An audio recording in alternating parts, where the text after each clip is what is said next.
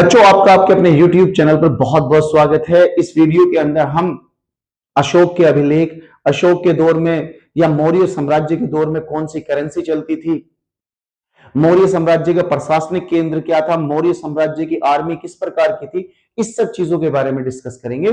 चलिए शुरू करते हैं। सबसे पहले अशोक के अभिलेख। अभिलेख के बारे में मैं पहले भी बता चुका हूं पिछली वीडियो में। पत्थर, तांबा, लोहा, इनकी सतह को इकसार कर उस पर जो लिखा गया लेख होता था उसे अभिलेख कहते थे। और अभिलेख का उद्देश्य बच्चों जानकारी को लोगों तक पहुंचाना होता है। आज की तरह टेलीफोन, मोबाइल, इंटरनेट ये सारी चीजें तो नहीं होती।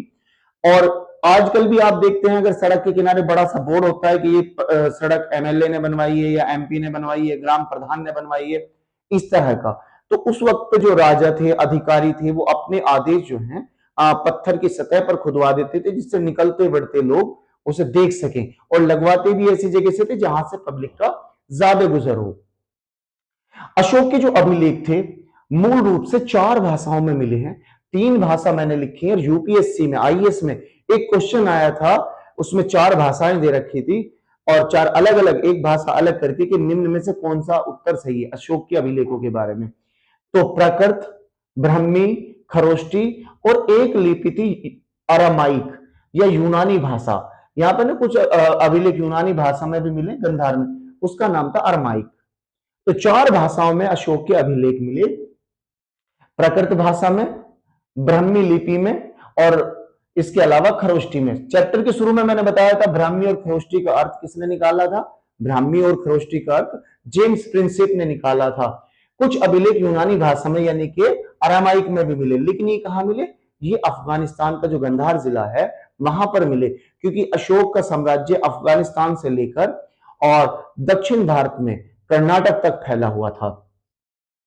अब ये ब्राह्मी लिपि के अक्षर हैं और इन अक्षरों के बारे में भी अगर कहोगे तो मैं डिटेल से वीडियो बना दूंगा। इन अक्षरों को भी आप जोड़ के पढ़ सकते हैं। हाँ, थोड़ा सा अर्थ हिंदी भाषा से यूं कह सकते हैं देवनागरी से अलग होता है, लेकिन समझ आ जाता है। दूसरा खरोष्टी लिपि। खरोष्टी लिपि के भी अक्षरों की वीडियो में हिंदी से और इंग्लिश उसमें खरोष्टी में ट्रांसलेट करा के बता सकता हूँ, कोई एक अभिलेख पढ़ के, लेकिन इनकी आप लोगों को खास जरूरत नहीं है। अब ये अभिलेख कहां कहां से पाएंगे, गिरनार, धौली, जौगढ़, कालसी, सारनाथ, रोममंदेई, लोहिया, नंदगढ़, टोपरा, मेरठ, प्रयागराज जैसे स्थानों से ये अभिलेख मिले। अब ये देखिए, ये हमारे नोट पर मिलता है। इसमें 4 शेर हैं, 3 शेर हमें दिखाई देते हैं, एक शेर पीछे की तरफ है, इससे हम अशोक का स्तंभ कहते हैं। ये सारनाथ उत्तर प्रदेश से मिला है, सारनाथ उत्तर प्रदेश से। और आपको सारनाथ के बारे में पता है कि गौतम बुद्ध ने पहला जो अपना उपदेश दिया था वो सारनाथ में दिया था, जिसे हम धर्म चक्र परिवर्तन के नाम से भी जानते हैं। अशोक का धर्म, अशोक का धर्म क्या था। देखिए, अशोक का धर्म तो बौद्ध धर्म था, लेकिन अशोक के धर्म के बारे में अलग अलग विद्वानों के कुछ अलग भी मत हैं। जैसे अशोक के धर्म में ये सारी चीजें समाहित थी, जैसे बड़ों का सम्मान करना। अशोक ने माता पिता, गुरुजनों, बड़ों का सम्मान करने की सीख दी है। अब देखो, यहाँ कई सारी कंट्रोवर्सी होती है। अब वो कैसे, जैसा कई किताबों में लिखा है कि अशोक ने अपने सारे भाइयों को मारा और उसके बाद में शासक बना। लेकिन अशोक के एक अभिलेख में जो दक्षिण भारत से मिला है, उत्तर भारत में भी एक अभिलेख में, जहां उसने बताया कि मेरी तरह आप भी अपने भाइयों का, अपने परिवार का, माता पिता का ध्यान रखा कीजिए, उनका सम्मान किया कीजिएगा।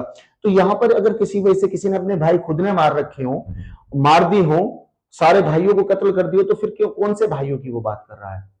तो पता ही चलता है कि हिस्ट्री लिखने वाले लोग, जो लोग लिखते थे, क्योंकि उस वक्त पे 3 धर्म मुख्य तौर पर थे, वैदिक धर्म, बौद्ध धर्म और जैन धर्म। आपस में कंट्रोवर्सी थी, तो एक दूसरे के बारे में थोड़ा बहुत तो चलता है, ठीक है।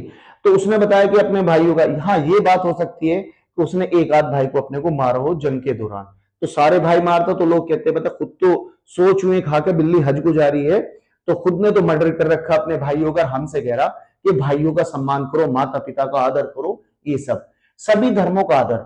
अशोक सभी धर्मों के प्रति सहिष्णु और सम्मान का भाव रखता था। अशोक के अभिलेख से पता चलता है कि उसने जैनों का भी सम्मान किया, वैदिक लोगों का भी सम्मान किया, और जो उस टाइम पे छोटे छोटे कबीलों में थे लोग, जो अपने ही प्रकार के विचारों को मानते थे, उनका भी सम्मान अशोक ने किया। अहिंसा, अहिंसा कहते हैं बच्चों लड़ाई ना करना, झगड़ा ना करना, एक दूसरे को मारपीट ना करना। अशोक ने हिंसा को त्याग करने और जीवों के प्रति दया देने करने की प्रेरणा दी।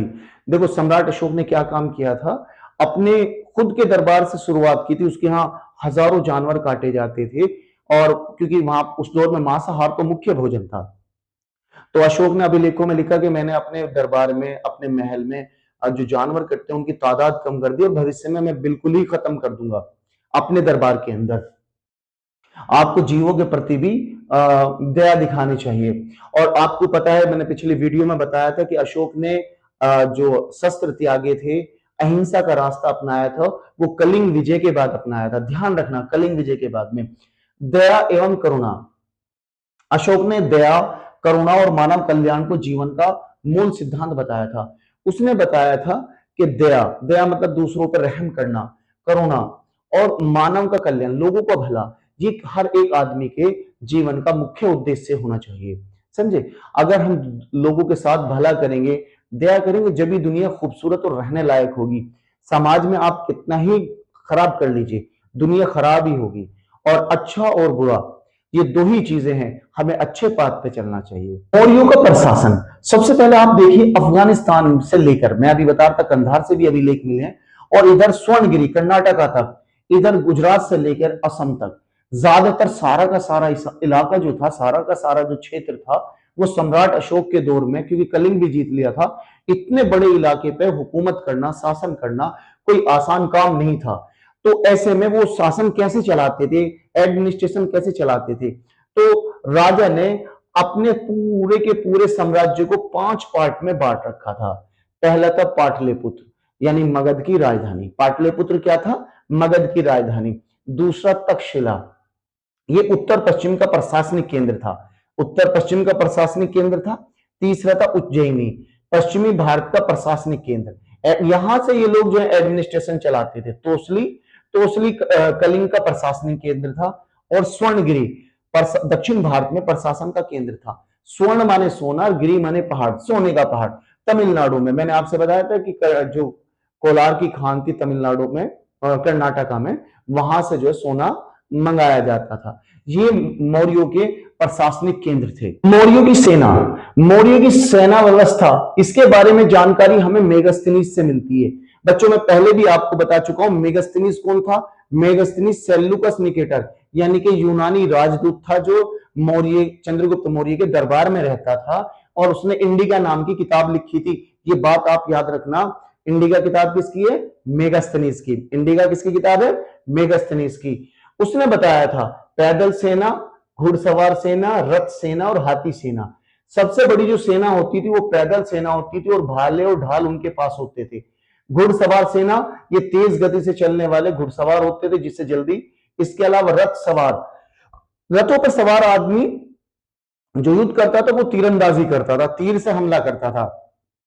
चौथा था हाथी सेना, युद्ध में प्रयोग होने वाला प्रशिक्षित हाथी, यानी कि ट्रेंड हाथी होते थे।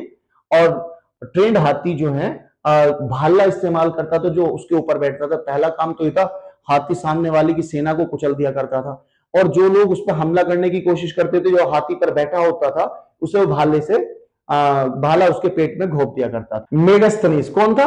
यूनानी राजदूत था, चंद्रगुप्त मौर्य के दरबार में आया था। किताब का नाम मैं बता चुका, इंडिको।